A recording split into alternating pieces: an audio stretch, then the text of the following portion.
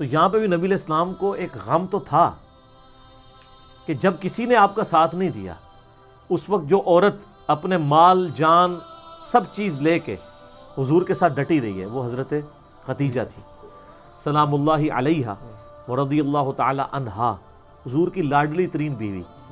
سر ایسی بیوی کہ جس کی زندگی میں حضور نے دوسری شادی نہیں کی صلی اللہ علیہ وسلم. اور دوسری شخصیت جناب ابی طالب،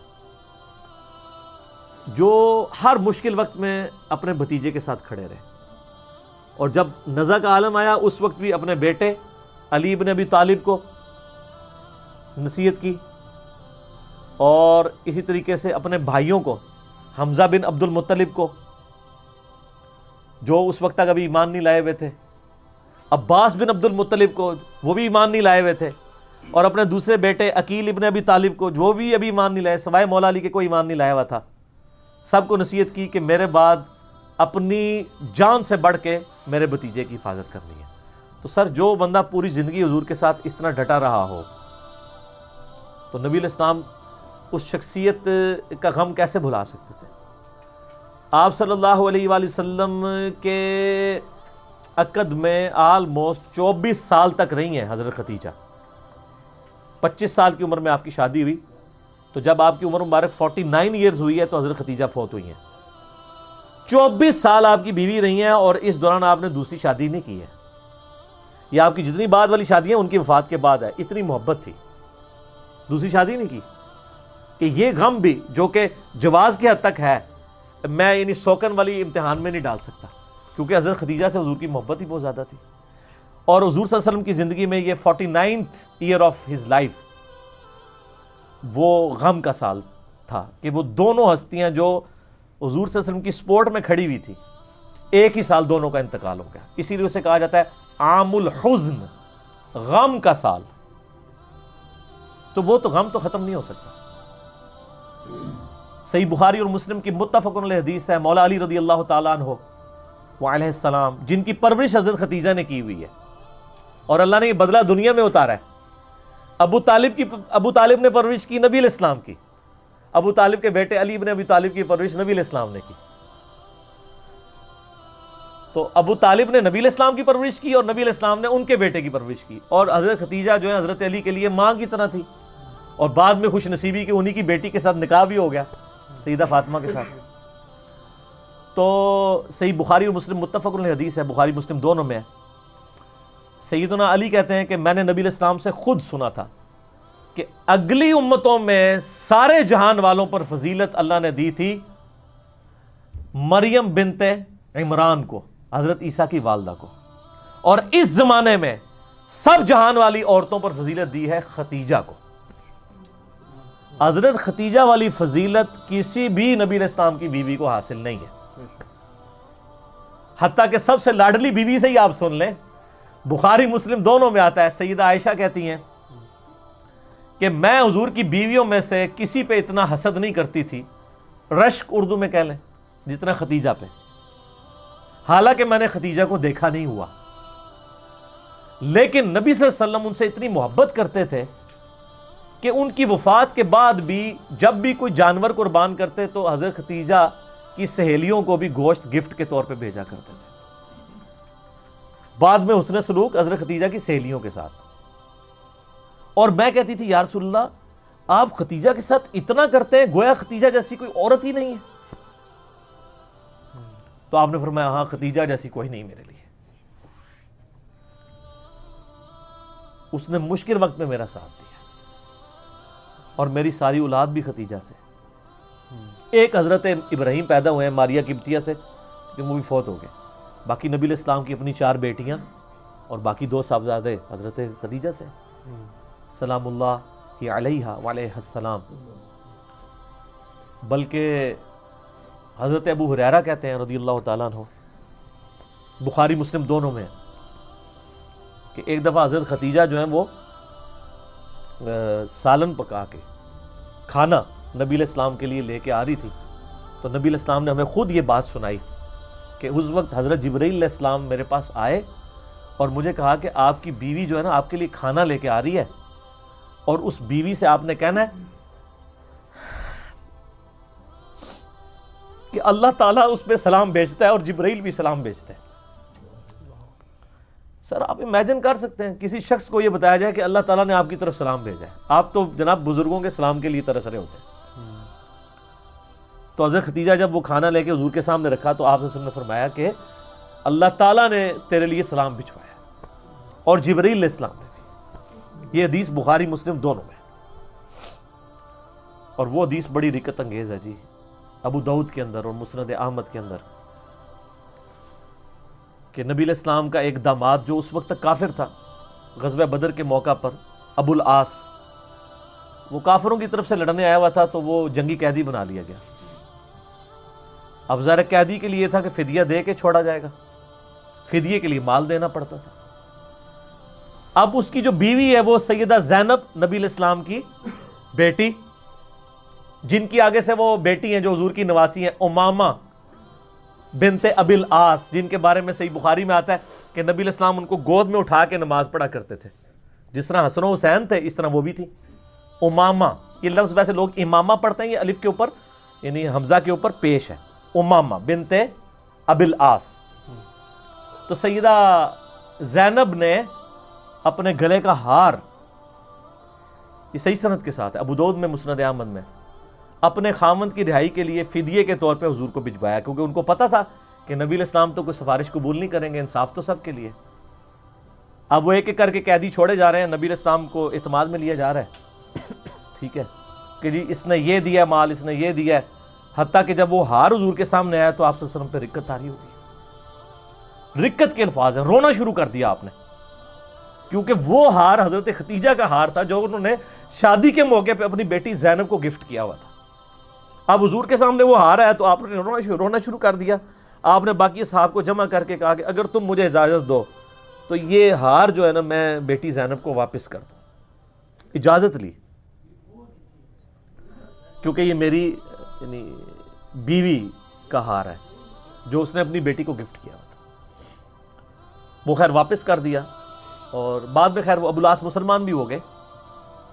تو بہرحال یہ ایک آپ کی زندگی میں لمحات تھے. تو ایسا یعنی ایفیلیشن جب رہے تو عام الحزن بن جاتا ہے. باقی یہ جو قرآن کی آیت ہے الا ان اولیاء اللہ لا خوف علیہم ولا هم یحزنون، اس سے مراد ہے کہ دنیا کی کسی چیز کا اور آخرت کی کسی چیز کا ان کو غم اللہ کے مقابلے پر نہیں ہوگا. اللہ کی تائید میں تو نبی علیہ السلام کا تو سب سے بڑا غم یہ تھا کہ دنیا کلمہ کیوں نہیں پڑھ رہی. فَلَعَلَّكَ بَاخِعٌ نَفْسَكَ عَلَىٰ آثَارِهِمْ إِن لَّمْ يُؤْمِنُوا بِهَٰذَا الْحَدِيثِ أَسَفًا. اے نبی آپ اپنی جان کو ہلاک کر دیں گے اس غم سے کہ لوگ ایمان نہیں لاتے. تو غم تو آپ کو اللہ کے لیے تھے نا. اور یہاں پہ بھی حضرت ختیجہ کے ساتھ جو ان کی عقیدت تھی وہ یہ تھی کہ اللہ کے لیے اس بیوی نے ساتھ دیا ہوا تھا نبی علیہ السلام کا. ٹھیک ہے. تو باقی آیات اسپیسیفکلی آخرت کے معاملے میں کہ آخرت میں کوئی غم نہیں ہوگا. دنیا تو ہے ہی غم ہے سر. وَلَنَبْلُوَنَّكُمْ بِشَيْءٍ مِّنَ الْخَوْفِ وَالْجُوعِ وَنَقْصٍ مِّنَ الْأَمْوَالِ وَالْأَنفُسِ وَالثَّمَرَاتِ. تو اللہ نے تو آزمانا ہے. حتیٰ کہ جامع ترمذی میں حدیث ہے کہ اللہ تعالیٰ سب سے زیادہ آزمائش نبیوں پہ ڈالتا ہے، اس کے بعد ان لوگوں پر جو اللہ کو نبیوں کے بعد سب سے بڑھ کر محبوب ہوتے ہیں، اور اس کے بعد ان لوگوں پر جو ان کے بعد اللہ تعالیٰ کو سب سے بڑھ کے محبوب ہوتے ہیں. تو غم تو رہیں گے لیکن آخرت کا غم نہیں ہوگا. یہ اسپیسیفکلی جو آیت ہے نا وہ آخرت کے غم کے حوالے سے، دنیا کے حوالے سے نہیں. اور دنیا کے حوالے سے بھی جو اللہ کے لیے غم ہے وہ تو رہتا ہے، اس سے کوئی بندہ یعنی چھٹکارا نہیں حاصل کر سکتا. باقی دنیاوی جو تکلیف ہے ان پہ صبر تو کرنا ہے. تو عام الحزن تو وہ آپ کی زندگی میں ہمیشہ رہا.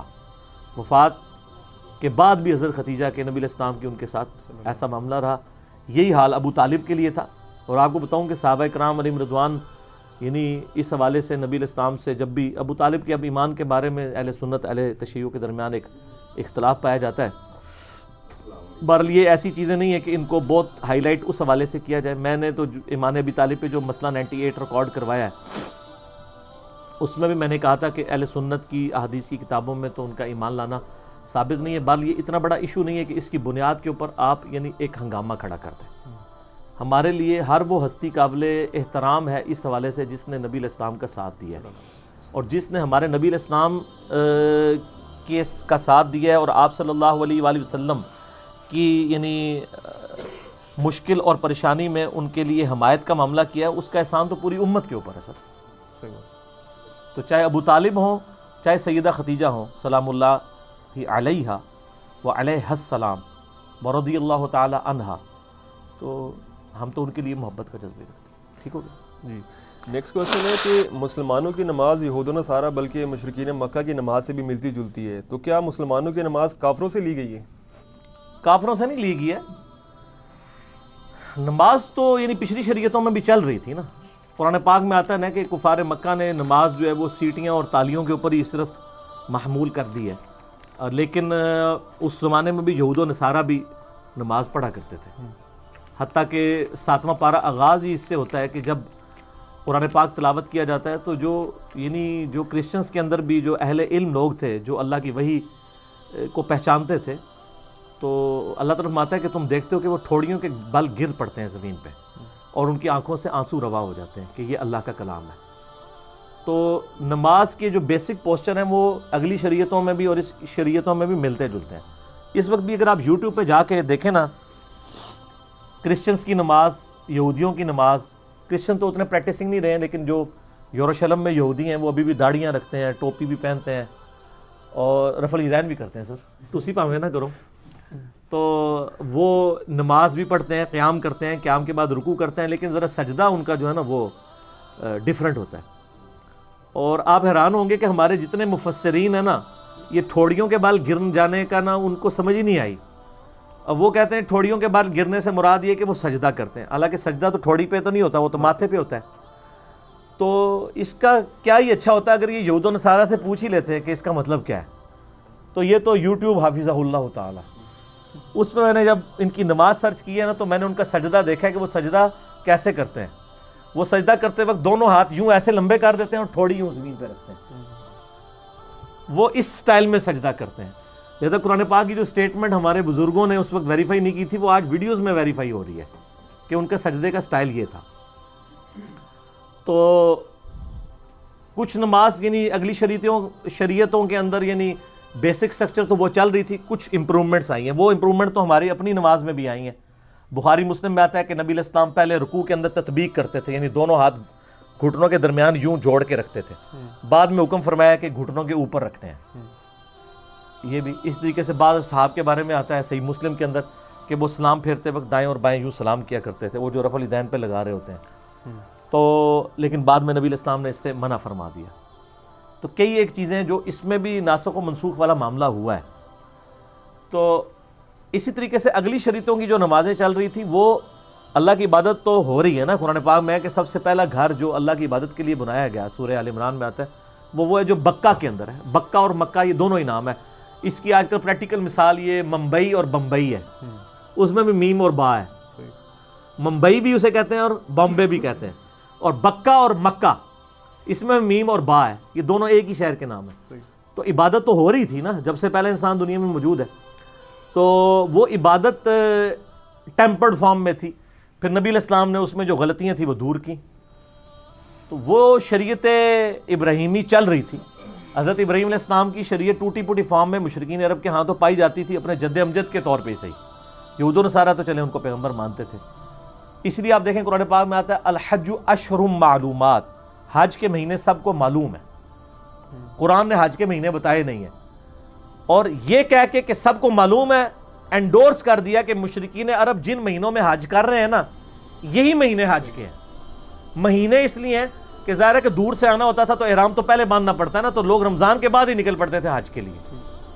تو رمضان کے بعد کے جو کنزیکٹیو مہینے ہیں نا 3 شوال ہے، ذوالقعدہ، ذوالحجہ، یہ حج کے مہینے مانے جاتے تھے.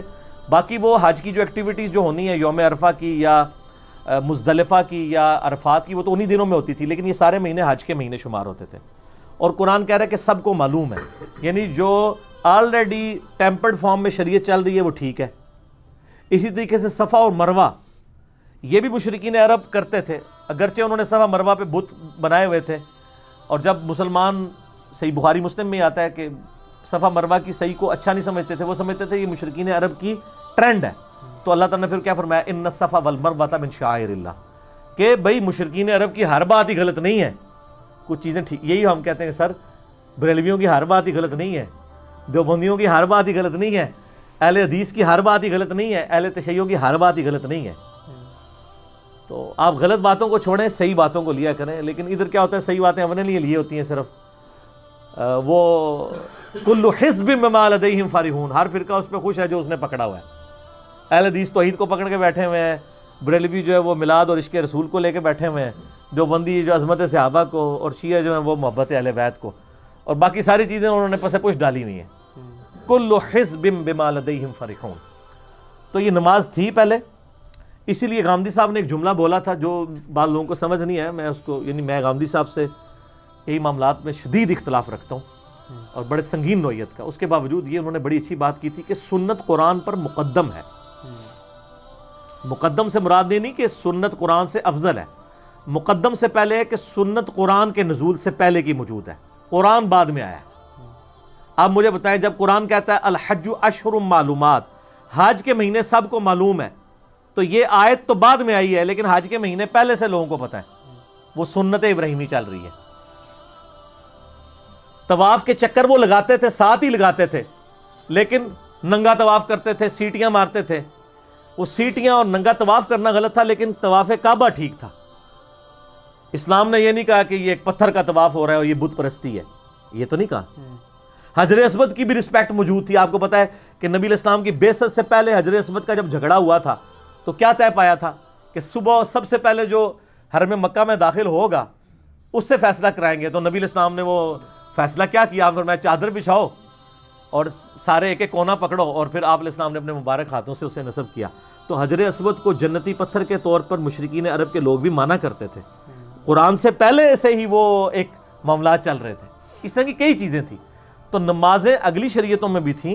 نبی علیہ السلام نے اس نماز کی صحیح فارم لوگوں کے سامنے رکھی, طواف کعبہ کی صحیح فارم رکھی, حج کی جو ایکٹیویٹی صحیح تھیں ان کو اسی طرح رکھا, جس میں غلطیاں آ چکی تھیں ان غلطیوں کو ریکٹیفائی کیا, اور یہ ایک پیغمبر کا کام ہوتا ہے. اب پیغمبر کے بعد قیامت تک کوئی پیغمبر تو نہیں آئے گا, لیکن ایسا نہیں ہے کہ اب شریعت میں کوئی بدعت نہیں داخل ہوں گی, وہ تو داخل ہوں گی. وہ تو آپ علیہ السلام کی صحیح مسلم میں حدیث ہے کہ فَإِنَّ خَيْرَ الْحَدِيثِ كِتَابُ اللَّهِ وَخَيْرَ الْهَدِي هَدْيُ مُحَمَّدٍ صلی اللہ علیہ وآلہ وسلم وَشَرَّ الْأُمُورِ مُحْدَثَاتُهَا وَكُلَّ مُحْدَثَةٍ بِدْعَةٍ وَكُلَّ بِدْعَةٍ ضَلَالَةٍ. اور سنن نسائی میں آگے آتا ہے وَكُلَّ ضَلَالَةٍ فِي النَّارِ. سب سے بہترین کلام اللہ کی کتاب ہے, ہدایت یافتہ راستہ محمد صلی اللہ علیہ وآلہ وسلم کا ہے. بدترین کام وہ ہیں جو دین میں خود سے داخل کیے جائیں, اور وہ تمام کام بدعتیں ہیں, تمام بدعتیں گمراہیاں, اور تمام گمراہیاں دوزخ میں لے جانے والی. تو یہ آپ نے پہلے فرمایا کہ بدعات تو داخل ہوں گی لیکن بچنا ہے. لیکن ان بدعات کی ریکٹیفیکیشن کیسے ہوگی؟ پیغمبر تو نہیں آئے گا, تو اس امت میں اللہ تعالیٰ نے مجددین رکھ دی ہیں. سنن ابی داؤد میں صحیح سند کے ساتھ حدیث ہے, المستدرک للحاکم میں بھی موجود ہے کہ اللہ تعالیٰ ہر صدی کے کنارے پر ایک ایسا شخص مبعوث کرے گا جو اس وقت کے بگاڑ کو دور کر کے دین کی تجدید کرے گا. آئے گا وہ ایج کے اوپر, جس طرح پہلی صدی اینڈ ہوئی ہے 100 ہجری میں, 99 ہجری میں عمر بن عبدالعزیز خلیفہ بنے, اور 101 ہجری میں ان کو آل امیہ نے زہر دے کے شہید کر دیا. اس وقت ان کی عمر صرف 38 سال تھی. 38 سال عمر تھی, یعنی آپ 38 سال سمجھیں لیونر ایئرز کے, ہمارے عیسوی کے اعتبار سے تو 37 سال. میری عمر جو ہے الحمدللہ 41 سال کراس کر چکی ہے. مجھ سے 4 سال پہلے وہ دنیا سے چلے گئے تھے, اور آتی دنیا کے اوپر اپنے اثرات چھوڑ کے گئے ہیں. عمر بن عبدالعزیز اسلام کے پہلے مجدد مانے جاتے ہیں, اور یہ سنی اور شیعہ دونوں ان کو مشترکہ طور پہ مجدد مانتے ہیں کہ انہوں نے 100 سال پورے ہوئے تو جو خرابیاں اس وقت پیدا ہوئی تھی, اب وہ خرابیاں آپ کو علماء نے تو نہیں بتانی ہیں. انہوں نے کون سی خرابیاں دور کی ہیں؟ آل امیہ نے جو کچھ کیا ہوا تھا, ممبروں پر سب و شتم ہوتا تھا سیدنا علی کے اوپر, وہ ختم کروایا. ان اللہ یأمر بالعدل والاحسان والی آیت خطبے میں داخل کی اس کی جگہ. پھر آل امیہ نے جو لوگوں کا مال ہتھیایا ہوا تھا ان کے یعنی اولادوں کو بلا کے ان میں تقسیم کیا, حتیٰ کہ اس احتیاط میں گئے کہ باغے جو فدق والا مسئلہ تھا وہ بھی انہوں نے آل فاطمہ کے حوالے کر دیا. اگرچہ وہ حکومت کی کسٹڈی میں رہتا تب بھی کوئی ایشو نہیں تھا, جس طرح حضرت ابوبکر صدیق رضی اللہ تعالیٰ عنہ علیہ السلام نے رکھا تھا, لیکن انہوں نے یہ بلیم بھی دور کر دیا انہوں نے ان کے حوالے کر دیا، کئی ریفارمز کی. تو یہ وہ پہلے مجدد اسلام کے، ایک بہت بڑا بگاڑا ہے. دوسری صدی میں آپ اس لیول کا اگر کوئی مجدد دیکھتے ہیں نا، بالکل صدی کے کنارے پہ آتا ہے وہ بندہ، یعنی وہ اپنے عروج پہ ہوتا ہے اس وقت میں.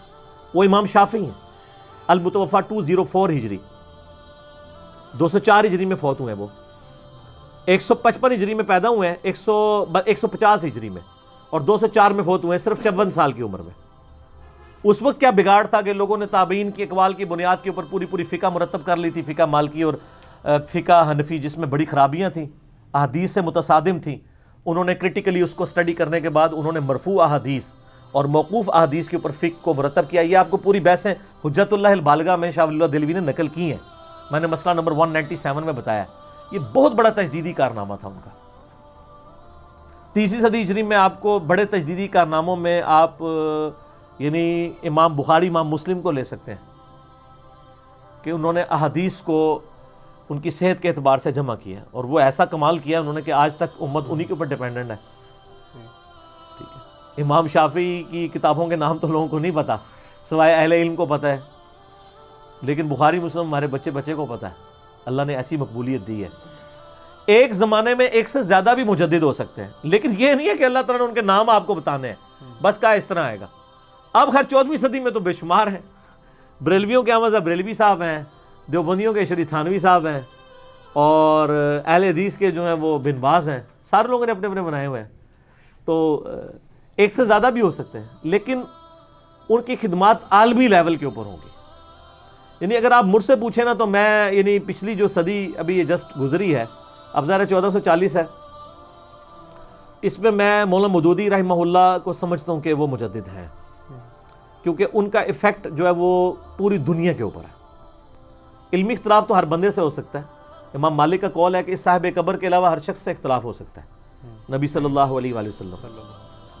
تو اور وہ بھی آپ دیکھ لیں 1979 میں فوت ہوئے ہیں، اور 1979 آلموسٹ بن رہی سی 1399 ہجری، 1400 پورا ہونے والا تھا، کیونکہ 1981 جو ہے وہ 1401 ہجری تھی. تو وہ بالکل ایج کے اوپر آئے ہیں. اسی طریقے سے آپ شیخ ناصر الدین البانی کو میں حدیث کی فیلڈ میں سمجھتا ہوں، جن کی پوری دنیا کے لیول کے اوپر خدمات ہیں، کہ وہ بھی ایک اس فیلڈ میں ان کا ایک مجددانہ کام تھا. ایک سے زیادہ لوگ بھی ہو سکتے ہیں، اپنی اپنی فیلڈ کے لوگ بھی ہو سکتے ہیں. عمر بن عبدالعزیز نے بھی ظاہر کو حدیث کی کتاب تو لکھ کے آپ کے حوالے نہیں نہ کی، انہوں نے ایک خاص فیلڈ میں کہ حکومتی بگاڑ کو ٹھیک کیا. دوسری طرف امام زہری کی انہوں نے ذمہ داری لگائی کہ حدیثوں کو کمپائل کیا جائے. ہر زمانے میں نہیں، اور ضروری نہیں کہ عمر بن عبدالعزیز اکیلے ہی مجدد تھے پہلی صدی کے. حدیث کی فیلڈ میں اگر آپ دیکھا جائے تو امام زہری بھی پہلی صدی کے مجدد بنتے ہیں، کہ انہوں نے امام زہری کی ذمہ داری لگائی تھی عمر بن عبدالعزیز نے حدیثوں کو جمع کرنے کے اعتبار سے. تو یہ ان کی ایک بہت بڑی کنٹریبیوشن تھی. تو ایک سے زیادہ لوگ بھی مجدد ہو سکتے ہیں کہ ان کی وہ کنٹریبیوشنز ہوں گی. تو بات کہاں سے کہاں نکل گئی. میں یہ چونکہ آج کل ایک فتنہ بھی مجددین کے حوالے سے اٹھا ہوا تھا کہ جی وہ نام بتانا نبی علیہ السلام کی ذمہ داری نہیں. آپ نے نام بتایا نہیں، آپ فرمایا کہ اللہ تعالیٰ اپنے کو بندہ اٹھائے گا. نام بتا دیتے تو پھر تو مسئلہ ہی ختم ہو جاتا، پھر تو امتحان ہی نہ رہتا. سر یہ امتحان اسی لیے باقی ہے نا. جی ٹھیک ہے نا. ہاں نام ایک ہی بندے کا بتایا جو مجدد کے طور پہ آئے گا، وہ ہے محمد بن عبداللہ المہدی، جو آخری مجدد ہوگا اسلام کا، خلیفۃ اللہ مہدی. اس کا نام بتایا ہے، باقیوں کو بس ایک جنرل ذکر کیا ہے. باقی تو ہر بزرگ اپنے اپنے فرقے کے بزرگوں کو مجدد کہتے ہیں، چاہے ان کو گلی محلے کے لوگ بھی نہ جانتے ہوں، تو وہ انہی کو مجدد ڈکلیئر کر رہے ہوتے ہیں. اور وہ بھی ایک فرقے کے. دوسرے والے تو کہتے ہیں بہت بڑا گستاخ تھا، بہت بڑا مشرک تھا. تو باقی یہ ہے کہ یہ جتنے بڑے بڑے مجددین ہیں نا، اپنے دور میں ان کو کوئی اچھا نہیں سمجھا گیا. بعد میں لوگوں کو پتا چلا امام بخاری کی موت کس طرح ہوئی ہے. یعنی اینڈ پہ وہ کہیں پہ بھی جاتے تھے، ان کے شہر میں داخلے پہ پابندی تھی، کیونکہ ان کے استاد وہ جو امام زولی تھا اس نے فتنہ کھڑا کر دیا. وہ خلق قرآن کے مسئلے میں وہ غلو کرتا تھا. اور امام بخاری کی للہیت دیکھیں، اسی زولی سے امام بخاری نے صحیح بخاری میں حدیثیں دی ہیں. سر یہ حوصلہ ہونا چاہیے. میں بھی یہ اللہ کے فضل سے آج کے دور میں یہ والا حوصلہ میرے اندر بھی ہے کہ جو مجھے مرتد اور پتہ نہیں کیا کچھ کہتے ہیں، میں انہی کے پیچھے نمازیں بھی پڑھتا ہوں، اور جب کوئی علمی خدمت آتی ہے میں ان کو کوٹ بھی کرتا ہوں کہ انہوں نے اس معاملے میں یہ بڑا اچھا کام کیا، آپ دیکھ لیں. اور یہ میں نے بزرگوں سے سیکھا، آپ کے بزرگوں سے نہیں سر، اسلام کے بزرگوں سے، کہ آپ علمی قدر کریں لوگوں کی، صحیح، کوئی فرق نہیں پڑتا، جس کی جو کنٹریبیوشن ہے آپ اس کو ڈنکے کی چوٹ پہ بیان کریں، آپ کی عزت میں کوئی کمی نہیں ہوگی۔ آپ اسلام کے رشتے میں لوگوں سے محبت کریں، فرقے کے رشتے میں نہیں ہے۔ فرقوں پہ جائیں گے تو سر پھر کوئی اینڈ نہیں ہوگا، پھر سب ایک دوسرے سے نفرت کریں گے۔ اسلام میں داخل کرنے کے لیے اللہ، رسول، قرآن، آخرت، ختم نبوت چاہیے، تو اسلام سے نکالنے کے لیے بھی انہی چیزوں کا انکار ضروری ہے۔ جب تک کوئی ان کا انکار نہیں کر رہا، آپ کے سارے بزرگوں کا بھی انکار کر دے، اسلام سے نہیں وہ نکلے گا۔ زیادہ زیادہ آپ اسے گمراہ کہہ لیں گے، وہ بھی آپ کے زوم میں ہو سکتا ہے، آپ گمراہ ہو وہ ٹھیک ہو، اسلام سے بل وہ نہیں نکلے گا۔ ٹھیک ہو گیا جی نیکسٹ کویشچن ہے کہ اللہ تعالیٰ کا قرآن مجید میں دعویٰ ہے کہ تورات سے اونٹ نہ کھانے کی دلیل پیش کرو، جبکہ دوسری طرف اگر آج ہم تورات کا مطالعہ کریں تو اس میں اونٹ کی حرمت کا بھی ذکر موجود ہے، تو یہ تضاد کیوں ہے اس طرح؟ یہ تضاد اس لیے ہے کہ ظاہر تورات کے اندر تحریف ہو چکی ہے۔ تحریف صرف نبی علیہ السلام کے مبارک زمانے تک نہیں تھی، اس کے بعد بھی تحریف ہوئی ہے، کیونکہ جب ایک بار دروازہ کھلتا ہے نا تو وہ پھر چلتا جاتا ہے۔ اس کی سب سے بڑی مثال ہے کہ قرآن پاک جس تثلیث کی بات کرتا ہے نا، کہ عیسیٰ علیہ السلام کے ماننے والے 3 خداؤں کو مانتے ہیں، وہ کون کون سے ہیں؟ اللہ، عیسیٰ ابن مریم اور سیدہ مریم۔ گاڈ دا ہولی فادر یعنی اللہ، گاڈ دا ہولی سن عیسیٰ علیہ السلام، اور گاڈ دا ہولی مدر مریم۔ لیکن آج کے آپ عیسائیوں سے پوچھیں تو وہ حضرت مریم کو نہیں مانتے، وہ کس کو مانتے ہیں؟ ہولی گوسٹ کو، جبریل علیہ السلام کو۔ لیکن قرآن پاک جس تثلیث کا ذکر کر رہا ہے، جو آج ہم نے سورۃ المائدہ کی آخری آیات بھی کور کی کہ اے عیسیٰ کیا تو نے کہا تھا کہ لوگ تجھے اور تیری ماں کو الہ مان لیں، تو آپ تو یہ بھی کہہ سکتے ہیں قرآن تو کہہ رہا ہے کہ الہ مانتے ہیں، آج کے عیسائی تو ان کو الہ نہیں مانتے، تو وہ آج کے عیسائی ہیں نا، اس زمانے میں یہ چیزیں موجود تھیں۔ جس طرح ہمارے مسلمانوں میں جہاں پہ دین اتنا محفوظ شکل میں ہے، اس کے باوجود کتابوں کا دین اور ہے اور بابوں کا دین اور ہے، جبکہ کتابیں بھی محفوظ ہیں۔ جہاں کتابیں بھی محفوظ نہیں ہیں وہاں پہ بھی آپ چینج ایکسپیکٹ تو کریں گے نا، تو وقت کے ساتھ ساتھ تبدیلیاں آئی ہیں۔ تو یہ جو سورہ آل عمران کے اندر ذکر موجود ہے نا، پارہ نمبر 4 کا آغاز ہی اسی کے ساتھ ہوتا ہے، جس کی طرف انہوں نے کوشچن میں اشارہ کیا ہے۔ اعوذ باللہ من الشیطان الرجیم، بسم اللہ الرحمن الرحیم۔ اللہ تعالیٰ فرماتا ہے کہ ان کے بارے میں یہودیوں کو مخاطب کرتے ہوئے کہ کل الطعام کان حلا لبنی اسرائیل، ہر طرح کا کھانا جو مسلمانوں کے ہاں یعنی رائج ہے، یہ حلال تھا بنی اسرائیل کے ہاں بھی، الا ما حرم اسرائیل علی نفسی، سوائے وہ جو اسرائیل علیہ السلام نے، یعنی حضرت یعقوب بن اسحاق بن ابراہیم کا لقب ہے اسرائیل۔ اسرائیل کہتے ہیں ہیبرو لینگویج میں، عبرانی زبان میں، اللہ کے بندے کو۔ اسرائیل کے نام سے ہمیں کوئی چڑھ نہیں ہے، قرآن میں سورہ بنی اسرائیل ہے، ٹھیک ہے۔ اسرائیل کا تو مطلب ٹھیک ہے، حضرت یعقوب علیہ السلام کا لقب ہے، اسرائیل اللہ کا بندہ۔